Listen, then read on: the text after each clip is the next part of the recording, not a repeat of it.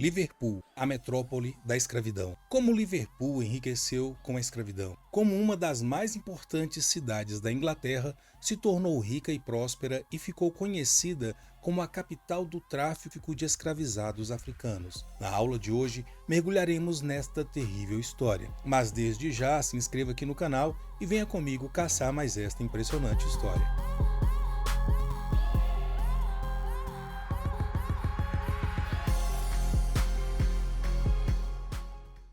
A nossa história de hoje começa na pitoresca cidade de Liverpool, situada a 286 quilômetros a noroeste de Londres. Conhecida por seu time de futebol que carrega o nome da cidade, Liverpool tem uma paixão que pulsa entre seus torcedores que transborda do campo para as ruas. Mas Liverpool é muito mais do que futebol, ela é a terra natal dos Beatles, a banda que revolucionou a música e conquistou o mundo. Fundada como distrito em 1207, Liverpool ascendeu como cidade portuária crucial no final do século XVII.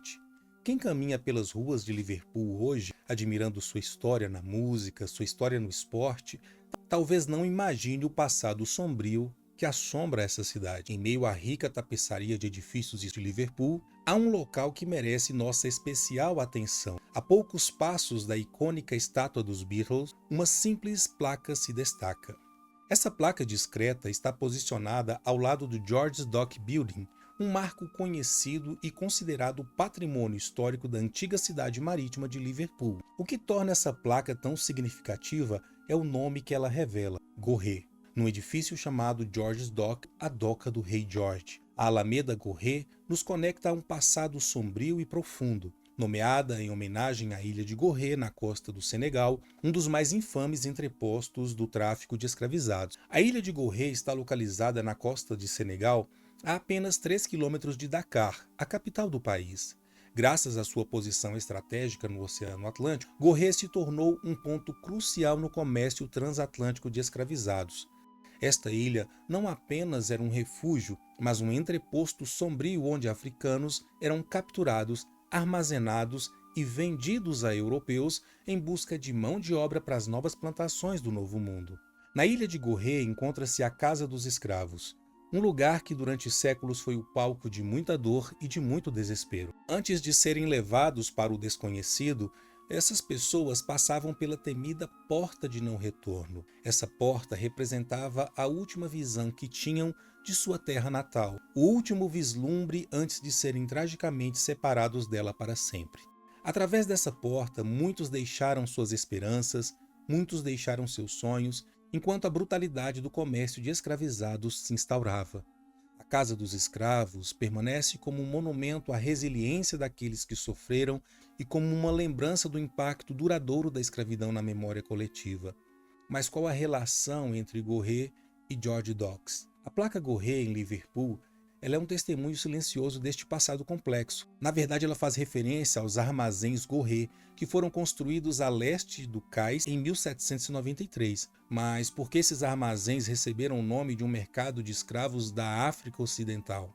Aqui nós precisamos entender que o crescimento significativo de Liverpool foi durante o século XVIII e foi impulsionado principalmente pelos lucros do comércio transatlântico de escravizados.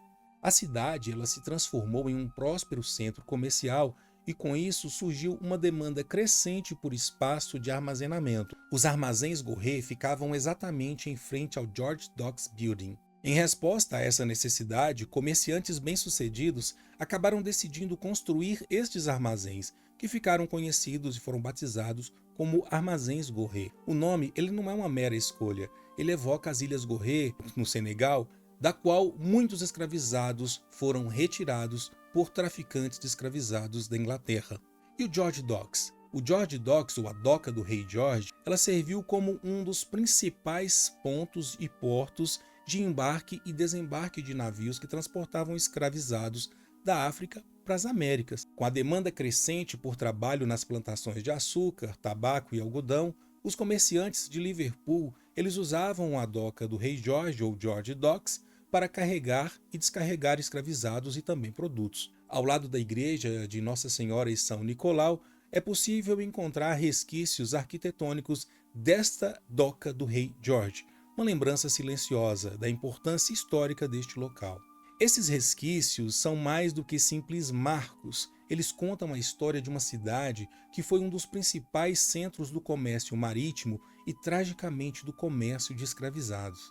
A apenas alguns quarteirões da doca, uma outra escultura nos chama particular atenção, e ela está no portal do Martin Bank Building, ou Edifício do Banco Martin. O edifício do Banco Martin toca um nervo. Em uma das entradas há uma imagem do deus romano Netuno com suas mãos colocadas sobre as cabeças de duas crianças africanas que carregam riquezas em suas mãos. A criança à esquerda está segurando uma âncora, representando ali o comércio marítimo de Liverpool. Já a criança da direita está segurando uma balança para representar ali o comércio. E Netuno tem sua mão apoiada sobre a cabeça das crianças. Esta história de bancos e escravidão está muito intrinsecamente ligadas. Eu quero que você preste particular atenção nesta história que eu vou contar. Mas antes de continuar essa história, eu quero avisar a você que nós já somos mais de 141 mil inscritos.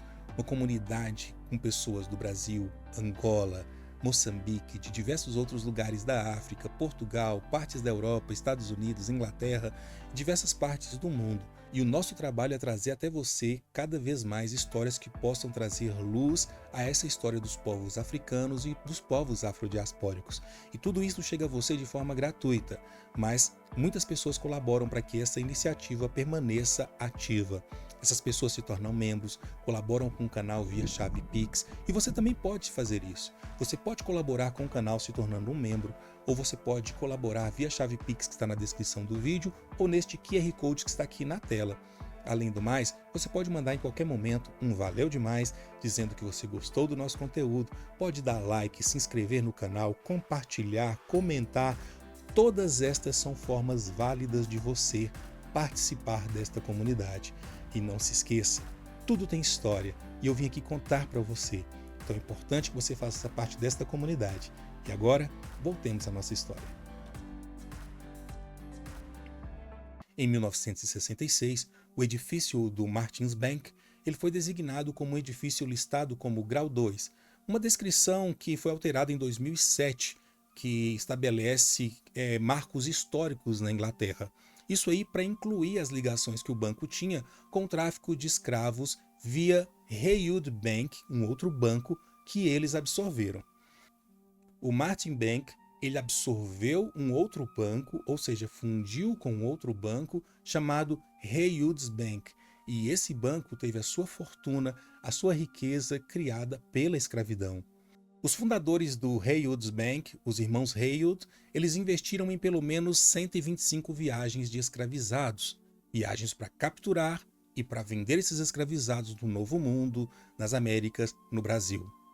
O Haywood's Bank ele era uma empresa bancária privada fundada e administrada em Manchester por membros da família Haywood de Pendleton entre 1788 e 1874. Antes de Benjamin Narto e Nathaniel Haywood se tornarem banqueiros, eles já eram comerciantes que construíram sua riqueza com os lucros obtidos pelo comércio de escravizados pelo Atlântico. O seu envolvimento com o comércio de escravizados durou de 1752 até a abolição parlamentar da escravidão na Inglaterra em 1807.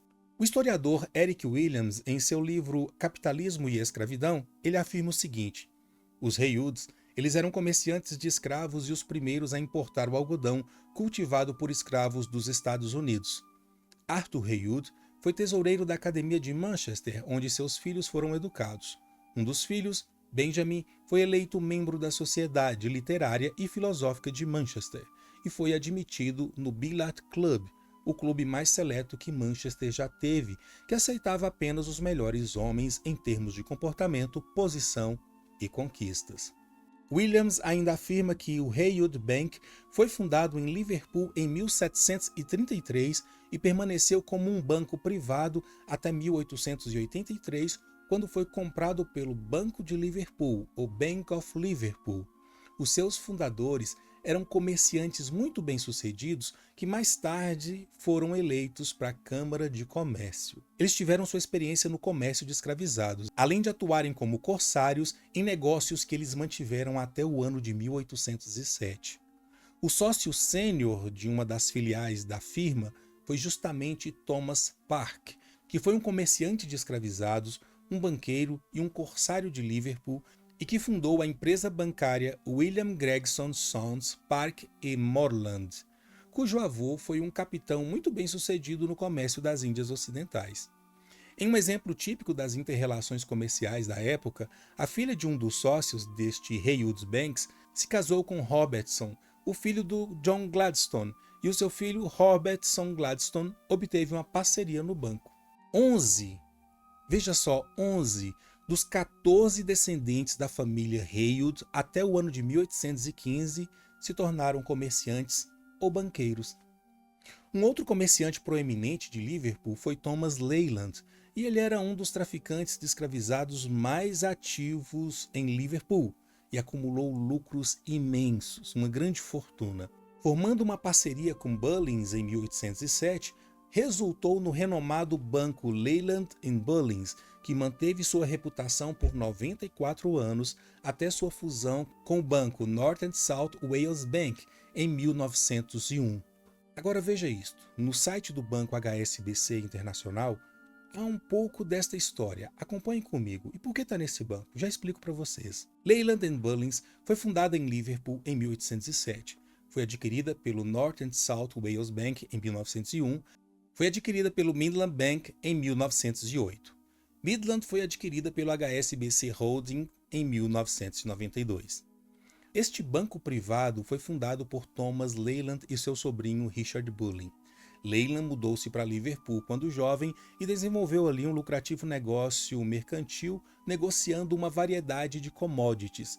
Em 1798, foi eleito prefeito de Liverpool pela primeira de 3 vezes. Como comerciante e armador, ele também ajudou a financiar pelo menos 69 viagens transatlânticas de escravos. Seu envolvimento no comércio contribuiu diretamente para sua própria riqueza pessoal substancial, parte da qual foi investida na criação da Leyland Bullings. Leyland se tornou sócio do banco local Clarks Roscoe em 1802. Essa experiência o levou a iniciar sua própria parceria privada com Richard Bulling, que também havia investido no tráfico de escravos. O banco deles abriu para negócios na York Street em 1807. O irmão de Richard, Christopher, juntou-se à parceria em 1815 e o banco mudou-se para King Street no ano seguinte. Houve uma mudança muito posterior para Castle Street em 1895, com King Street mantida como uma filial, operando ao lado de outro escritório na Bold Street. O negócio continuou sob a orientação dos irmãos Bulling após a morte de Leyland em 1827. Christopher Bulling se aposentou da parceria em 1847, mas outros membros da família se destacaram ao longo dos anos. O banco privado permaneceu independente durante décadas de forte competição de bancos de ações conjuntas apoiados por fortes bases de acionistas. Na virada do século, o North and South Wales Bank estava procurando estender suas operações em Liverpool e fez uma oferta. Foi aceito pelos sócios em 1901. Um sócio, John Naylor, passou a integrar o conselho do North and South Wales. O banco diz: continuamos investigando as histórias pessoais de Thomas Leyland e seus parentes a fim de aprofundar nossa compreensão deste banco e suas ligações com o tráfico de escravos. Agora vamos recapitular.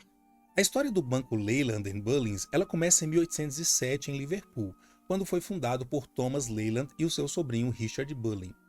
Thomas Leyland ele era um comerciante envolvido no tráfico transatlântico de escravizados, e essa atividade contribuiu para sua grande fortuna, parte da qual foi investida na criação deste banco.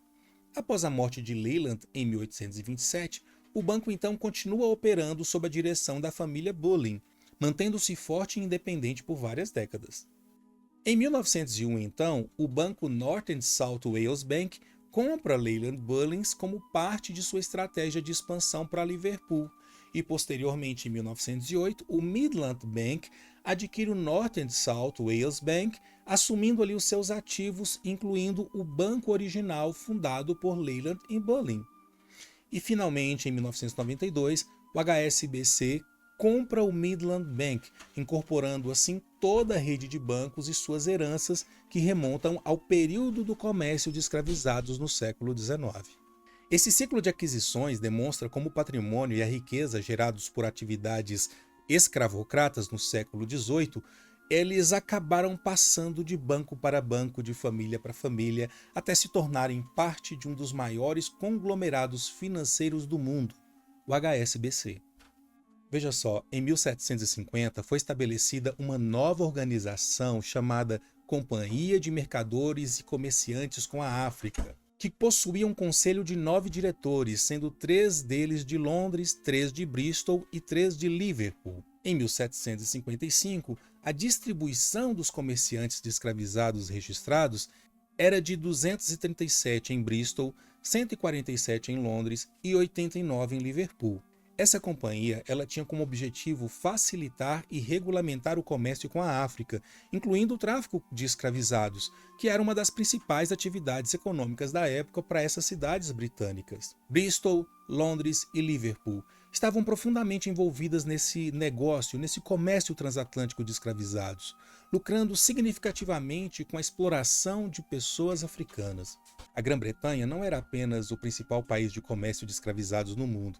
Ela se tornou, nas palavras de Ramsay, a honrosa transportadora de escravos de seus rivais. A história do aumento do comércio de escravizados ela está intimamente ligada à ascensão da cidade de Liverpool. O primeiro comerciante de escravizados de Liverpool, ele partiu em 1709, navegando em um modesto navio de 30 toneladas rumo à África. Esse foi o primeiro passo em uma jornada que até no final do século XVIII conferiu a Liverpool a distinção de ser o maior porto de comércio de escravizados do Velho Mundo. No entanto, o progresso inicial foi lento. A cidade estava mais interessada no comércio de contrabando com as colônias espanholas e no lucrativo comércio de tabaco, utilizando ali corsários. Mas à medida que o comércio de escravizados se expandia, Liverpool começou a se transformar.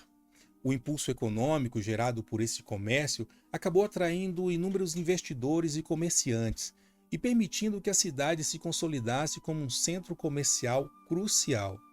Assim, em pouco tempo, Liverpool deixou de ser uma mera observadora para se tornar um coração pulsante do comércio transatlântico de escravizados, moldando a economia e a sociedade britânica de formas muito profundas e duradouras. O historiador Eric Williams ele afirma: em 1795, Liverpool detinha 5/8 do comércio britânico de escravos e 3/7 de todo o comércio europeu de escravos. Isso evidencia a importância de Liverpool como um dos principais centros do tráfico transatlântico de escravos durante o final do século XVIII. A cidade então se tornou um hub crucial para a logística e movimentação de escravizados, refletindo sua influência econômica e o seu papel central na rede de comércio que explorava milhões de pessoas na África e nas Américas. A escravidão ela não apenas moldou a história social e econômica, mas também gerou imensas fortunas. Um escritor do século XVIII, ele estimou que o valor em libras esterlinas de 303.737 escravizados transportados em 878 navios de Liverpool entre 1783 e 1793 ultrapassava 15 milhões de libras. E de acordo com o abolicionista Wilberforce, George III mais tarde se opôs à abolição. E grande foi a alegria ali dos traficantes de escravizados de Liverpool e dos plantadores de açúcar da Jamaica, quando o Duque Real de Clarence, o futuro William IV, pegou em armas contra a abolição e atacou Wilberforce como sendo um fanático ou um hipócrita. Um outro lado muito importante foi o papel da religião no endosso à escravidão praticada por Liverpool e pela Inglaterra. Eric Williams, este pesquisador, historiador, ele relata o seguinte: os sinos da igreja de Bristol tocaram alegremente ao receber a notícia da rejeição pelo parlamento do projeto de lei de Wilberforce para a abolição do tráfico de escravos. O traficante de escravos John Newton agradeceu nas igrejas de Liverpool pelo sucesso de sua última empreitada antes de sua conversão e implorou a bênção de Deus para sua próxima. Ele estabeleceu cultos públicos 2 vezes ao dia em seu navio negreiro, oficiando pessoalmente, e manteve um dia de jejum e oração não pelos escravos, mas pela tripulação. Nunca conheci, confessou, horas mais doces ou frequentes de comunhão divina do que nas últimas 2 viagens à Guiné. Os missionários morávios nas ilhas mantinham escravos sem excitação. Como o historiador escreve com encantadora delicadeza, não permitiram que seus missionários mais antigos depreciassem a posse de escravos. Até o final, o bispo de Exeter, ele manteve seus 655 escravos, pelos quais recebeu mais de 12.700 em compensação em 1883. John Newton, para tentar lembrar vocês, é aquele a quem é atribuída aquela composição, daquela canção que é muito cantada em igrejas protestantes, cristãs ou evangélicas ao redor do mundo, Amazing Grace. Certamente você já ouviu cantar ou já ouviu falar dela. Brian Blundell, um dos comerciantes mais prósperos de Liverpool, ele atuou tanto no comércio de escravos quanto no comércio nas Índias Ocidentais. E por muitos anos ele foi administrador, tesoureiro e o principal patrono e o mais ativo apoiador de uma escola de caridade, o Blue Coat Hospital, fundado em 1704 e que existe até os dias atuais. A construção naval na Inglaterra, especialmente em Liverpool, recebeu um estímulo direto e significativo do comércio de escravizados, que conectou ali a Europa, a África e as Américas. A demanda por navios específicos para o comércio de escravizados acabou levando à inovação na construção naval, resultando em embarcações projetadas para maximizar a capacidade e também a velocidade.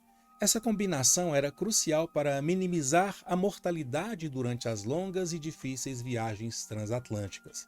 Curiosamente, muitos carpinteiros navais em Liverpool, eles próprios eram comerciantes de escravizados e operavam em um sistema que interligava o comércio e a construção. Entre as empresas proeminentes estava a Baker Dawson, que se destacou como uma das maiores exportadoras de escravos para as Índias Ocidentais. Após o ano de 1783, essa companhia também expandiu suas atividades para fornecer escravizados para as colônias espanholas. Baker, ele foi membro da Corporation of Liverpool, uma das maiores corporações envolvidas no comércio de escravizados. Em 1795, Baker foi nomeado o Lord Prefeito de Liverpool, um cargo que refletiu seu prestígio e a influência que ele tinha na cidade.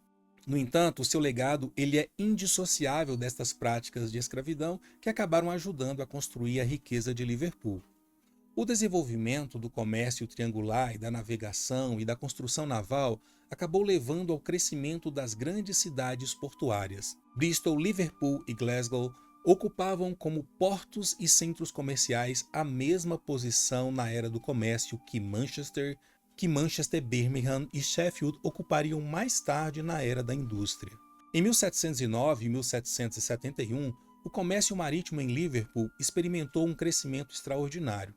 O volume de embarcações que entravam no porto aumentou cerca de 4,5 vezes a mais, enquanto a saída cresceu cerca de 6,5 vezes. Durante o mesmo período, o número de navios de propriedade do porto multiplicou-se por 4 e o número de marinheiros aumentaram mais de 6 vezes. As receitas aduaneiras elas dispararam, passando de uma média de 51 mil libras entre 1750 e 1757 para impressionantes 648 mil libras em 1785. As taxas de docas também aumentaram 2,5 vezes mais entre 1752 e 71, refletindo ali o auge do comércio. Mas houve uma explosão populacional também. A população de Liverpool ela cresceu de apenas 5 mil habitantes em 1700 para 34 mil em 1773. Esse crescimento demográfico, aliado à expansão do comércio, transformou Liverpool em uma cidade famosa no cenário comercial da Inglaterra e também no mundo.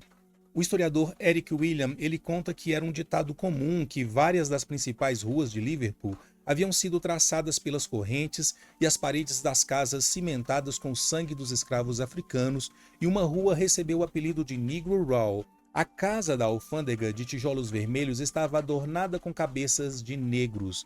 Conta-se a história de um ator da cidade que, vaiado pelo público por se apresentar, não pela primeira vez em estado de embriaguez, e declarou com majestade ofendida: "Eu não vim aqui para ser insultado por um grupo de miseráveis cujo cada tijolo desta infernal cidade é cimentado com o sangue de um africano."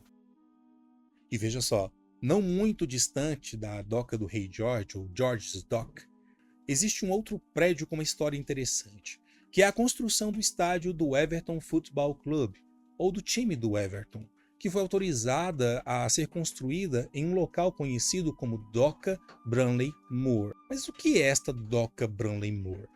Bom, tem alguma relação com o Brasil e eu explico por quê. Primeiro nós temos que entender quem foi John Branley Moor, que dá o nome a essa doca, e qual foi a sua conexão então com o Brasil. John Moor, nesta época, ele chegou ao Rio de Janeiro por volta de 1820, e no início ele era conhecido apenas como John Moor, mas em 1841 ele adotou o sobrenome Branley. Os detalhes sobre os seus primeiros anos na cidade do Rio de Janeiro ainda são escassos, mas como muitos comerciantes de sua época, ele estava em busca de fortuna em um mercado que se tornava cada vez mais aberto ao comércio britânico. Após a independência do Brasil em 1822, a sua empresa John Moore e Companhia começou a se destacar como uma das principais casas de importação e exportação do Rio de Janeiro. Além de exportar produtos resultantes do trabalho escravo, no caso como açúcar, como café, John Branley Moor ele tinha um papel direto na escravidão, sendo ele mesmo proprietário de diversas pessoas escravizadas. E ele utilizava esse trabalho tanto no seu estabelecimento comercial, que era localizado no centro, no coração do Rio de Janeiro, quanto também em sua chácara, em seu sítio, que era descrito como extenso e lindo e situado no alto da Boa Vista. John Branley Moor deixou o Brasil em 1835 para gerenciar os seus negócios em Liverpool, na Inglaterra. E a sua empresa, a John Moore e Companhia, ela tinha uma conexão notável com o comércio ilegal de escravizados, que era muito comum entre as firmas britânicas no Brasil naquele período. Em 1839, a empresa dele apoiou publicamente Manuel Pinto da Fonseca, um notório traficante de escravos. Um caso emblemático da cumplicidade de Branley Moor no tráfico de escravizados ocorreu em março de 1840, quando o navio Guiana foi capturado pela Marinha Real Britânica na costa da África. Ele e outro comerciante de Liverpool eram proprietários do navio, que foi levado para a Serra Leoa e condenado por promover o comércio de escravizados. O navio Guiana, que havia sido fretado por Manuel Francisco Lopes, um traficante da Bahia, para fornecer produtos utilizados no comércio ilegal. O historiador Dr. John Mullen, da Universidade de Durham, ele afirma que Branley Moor também foi cúmplice da violência do tráfico transatlântico de africanos por meio do papel de sua empresa no financiamento do comércio e do fornecimento de escravos para o Brasil. Não seria uma ironia? Um inglês no Brasil escravizando e descumprindo um acordo firmado justamente entre a Inglaterra e Brasil. Mapear essas fortunas, a origem dessas fortunas, as conexões dela com bancos e as conexões dela até os dias atuais, tem sido objeto de estudos na Inglaterra. O Centro de Estudos dos Legados da Escravidão Britânica é uma iniciativa fundamental que busca mapear o impacto profundo e duradouro da escravidão na sociedade, na economia e também na cultura britânica. Este centro se dedica a investigar como a propriedade de escravizados moldou a Grã-Bretanha moderna. Esses projetos têm como objetivo revelar as conexões entre o comércio de escravizados e o desenvolvimento econômico da Inglaterra, e destacando principalmente como a riqueza gerada pela exploração de milhões de africanos e escravizados acabou contribuindo para a prosperidade britânica. Veja só, por séculos Liverpool foi conhecida como a capital do tráfico de escravizados, ou metrópole da escravidão, um centro nevrálgico do comércio transatlântico, onde milhares de africanos foram capturados, forçados a atravessar o oceano em condições desumanas. No intervalo de 100 anos, de 1700 a 1800, a cidade de Liverpool, no noroeste da Inglaterra, foi transformada do que era não muito mais do que uma vila de pescadores em um dos portos de comércio de escravizados mais movimentados do Atlântico, com seus navios, os navios de Liverpool, correspondendo a mais de 40% do comércio de escravizados promovido por europeus da África para as Américas. Entre as décadas de 1720 e 1740, Liverpool enviou centenas de navios ao Atlântico, representando quase um terço do tráfico negreiro da Grã-Bretanha. À medida que o século avançava, Liverpool ultrapassou cidades como Londres, como Bristol, e se consolidou como o maior porto britânico envolvido no tráfico de escravizados. Entre 1791 e 1800, 910 navios negreiros partiram de Liverpool, o que corresponde a 77% do total de todos os navios que partiram da Inglaterra. A economia da cidade se transformou. O investimento no comércio de escravizados cresceu exponencialmente, chegando a 2,6 milhões de libras em 1807. Liverpool, então, tornou-se, nesta época, conhecida como a metrópole da escravidão. Estima-se que, ao longo desse período, os navios de Liverpool transportaram mais de 1 milhão de africanos escravizados para o Novo Mundo, para as Américas, alimentando uma vasta rede de comércio e de exploração. Ao longo do século, a cidade não apenas se beneficiou do tráfico de escravizados, mas também do comércio com as colônias do Caribe e também as colônias nas Américas, onde eles forneciam produtos essenciais ali, como alimentos, materiais, equipamentos, para sustentar, para manter vivas as plantações escravistas. Esse crescimento populacional e econômico trouxe muita riqueza, mas também consolidou a cidade como um símbolo da tragédia e do sofrimento do tráfico negreiro, uma história muitas vezes esquecida nas ruas e nas canções de sua fama. A escravidão de africanos foi um dos pilares do enriquecimento da cidade de Liverpool e também dos seus empresários, revelando ali um sistema econômico profundamente desigual e moralmente questionável, obviamente. Este processo ele não se limitou ao lucro individual de comerciantes e armadores, por exemplo. Ele foi, em essência, uma rede econômica transnacional que sustentou o projeto de escravidão e, com certeza, o capitalismo moderno. Os lucros obtidos com a escravidão alimentavam uma roda de produção, a indústria têxtil, o sistema bancário, uma rede de interesses que acabaram atuando para perpetuar o regime de exploração e também de opressão. As instituições bancárias, longe de serem meras espectadoras, acabaram desempenhando um papel ativo ao financiar a exploração de pessoas escravizadas e estabeleceram um modelo de negócio que priorizava o lucro em detrimento, obviamente, da humanidade. E este apoio financeiro foi fundamental para solidificar a estrutura de poder econômico, mas também para ajudar a legitimar um sistema desigual no mundo, um sistema de enriquecimento e um sistema de desigualdade. E este enriquecimento promovido pela escravidão, ele pode ser traçado até os dias atuais, como nós falamos sobre os bancos. Diante disto, qual seria então o principal desafio para haver reparação aos descendentes de escravizados neste processo? O que você achou desta história? Deixe sua opinião nos comentários, será um prazer poder ler. E lembre-se, tudo tem história, tudo é história, a África e os povos afrodiaspóricos têm muita história e vim contar para você.